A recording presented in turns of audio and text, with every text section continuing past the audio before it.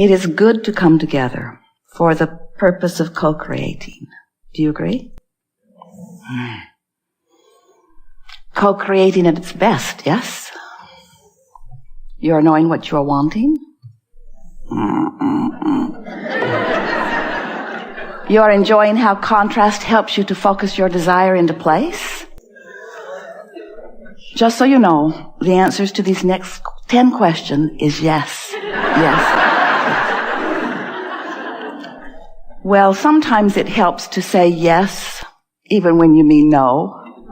But usually it doesn't matter what you say, because it is not your word that equals your point of attraction, is it?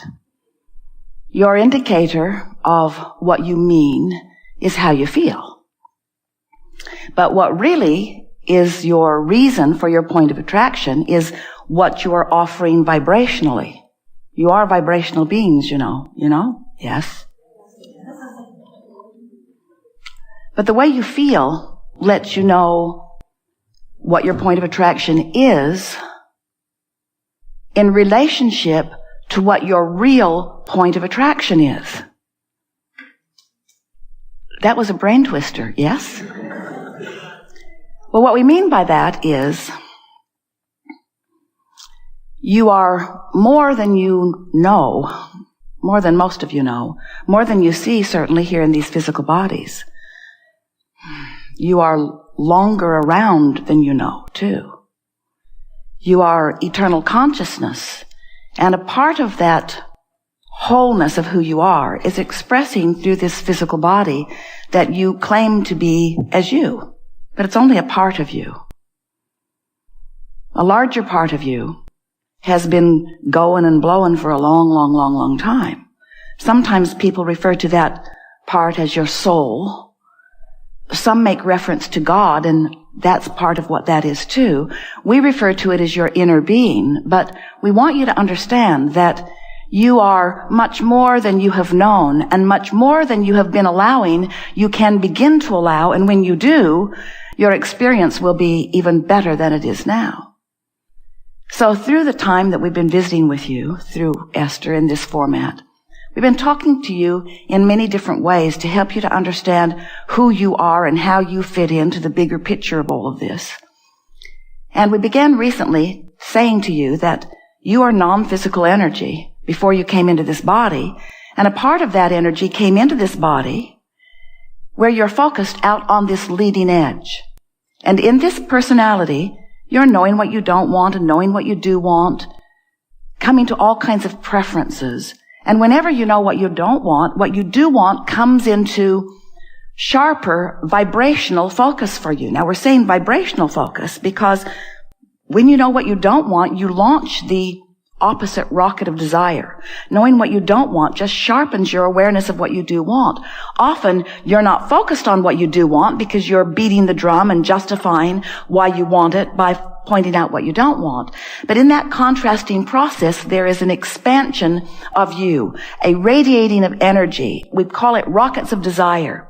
And recently we've been saying to you that every time that happens, that desire, that expanded version of you, goes into what we have been calling a sort of vortex, this swirling vortex, and we like you to see it as a vortex because it has this powerful attraction thing going on. This vortex, which is where who you really are and all that you really want and all that you have become is.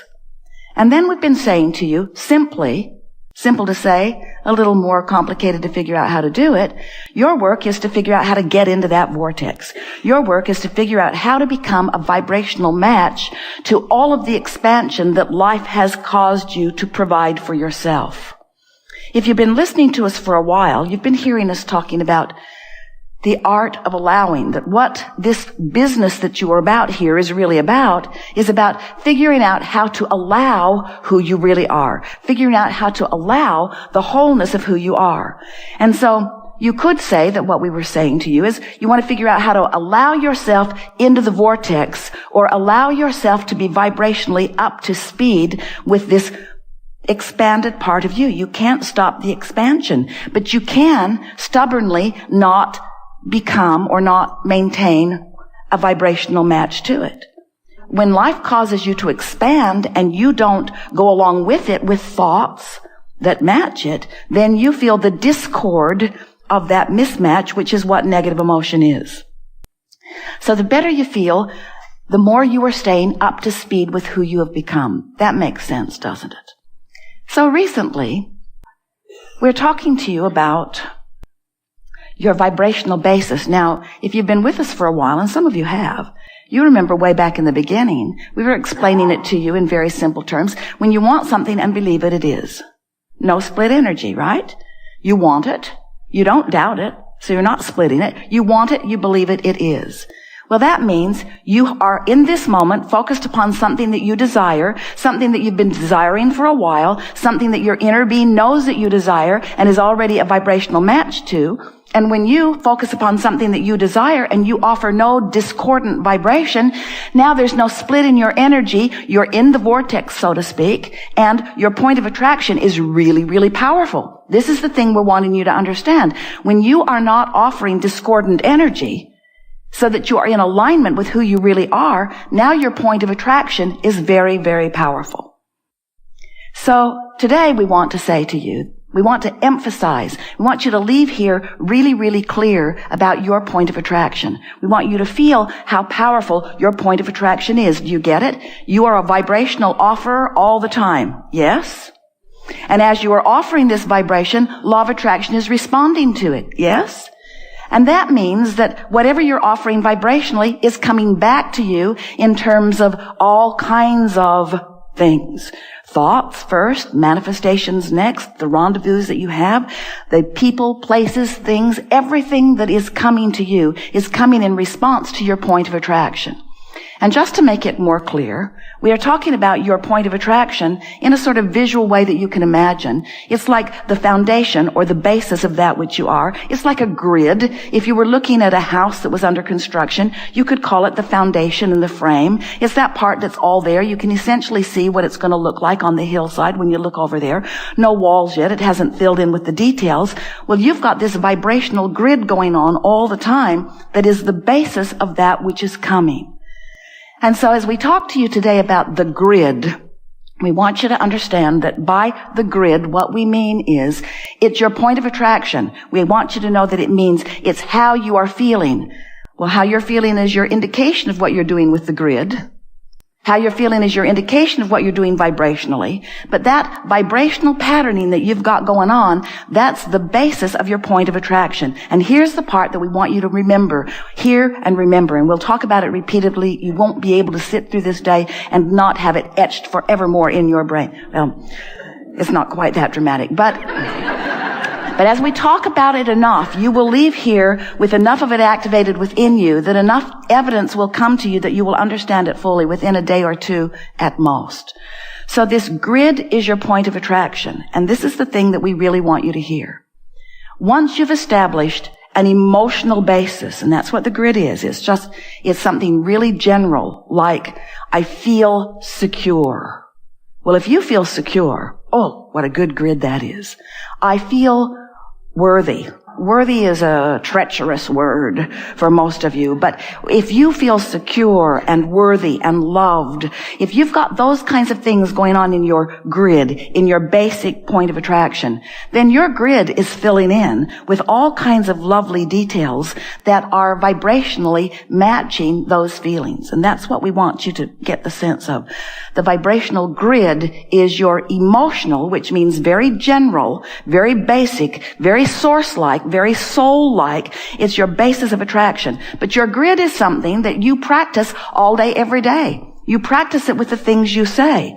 When you point out things going wrong in your life, you're creating a grid that's going to fill in with more things that go wrong. When you feel like someone is cheating you or wronging you, and you focus upon it and get that grid activated, then it fills in with all kinds of evidence of that.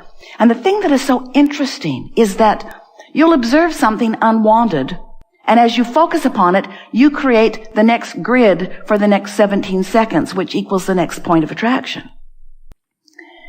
Some years ago, we were saying to you in those very early days when we were talking to you about if you want it and you believe it, then it is.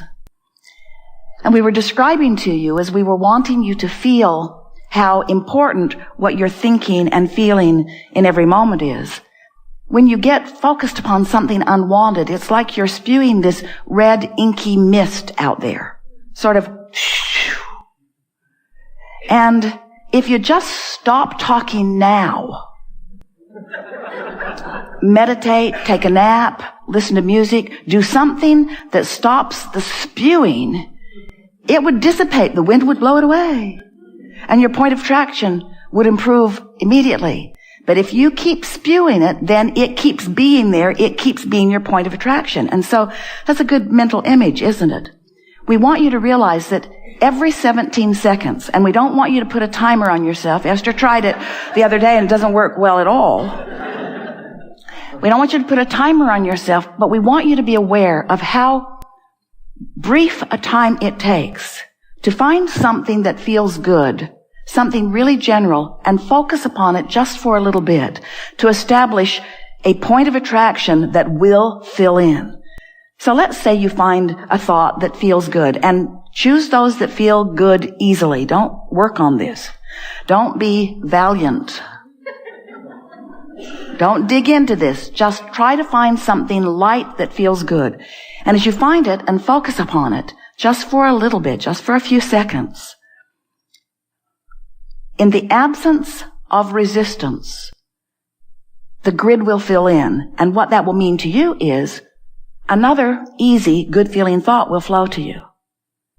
So as you maintain that for another 17 seconds, the more grid filling in. It's not surprising to get a really good phone call after 68 seconds of grid work.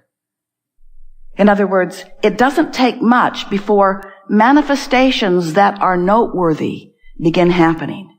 You'll find your flow through life improving immediately as you concentrate with a sort of determination on tending to the only thing that matters and the only thing you can control.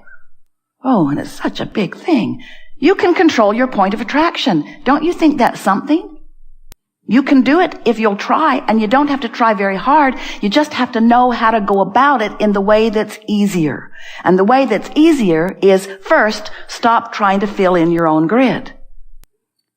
You'll probably hear people try to do that today because you're used to doing it. Filling in your own grid goes like this. Because I want to be happy, I want to live in that house with that person and have that much money. And as you hear us talking about deliberate creation, you say, but Abraham, you taught us every bit of that. You taught us how to be deliberate. You taught us how to be aware of what we want. And we say, yes, we are encouraging you to think about what you want. But today we're encouraging you to think about your grid. You see, you've done enough sifting through the contrast to put enough in your vortex to keep yourself busy for 20 or 30 lifetimes. And contrast will continue to come to you. You don't need to worry about no longer contributing to your vortex. It's happening all day, every day anyway. We want you, for just a little while, to focus on one thing and one thing only. What am I doing vibrationally? What's my point of attraction? What's my grid? And the next thing we want you to focus upon is, I'm not going to try to fill it in. I'm not going to try to fill it in.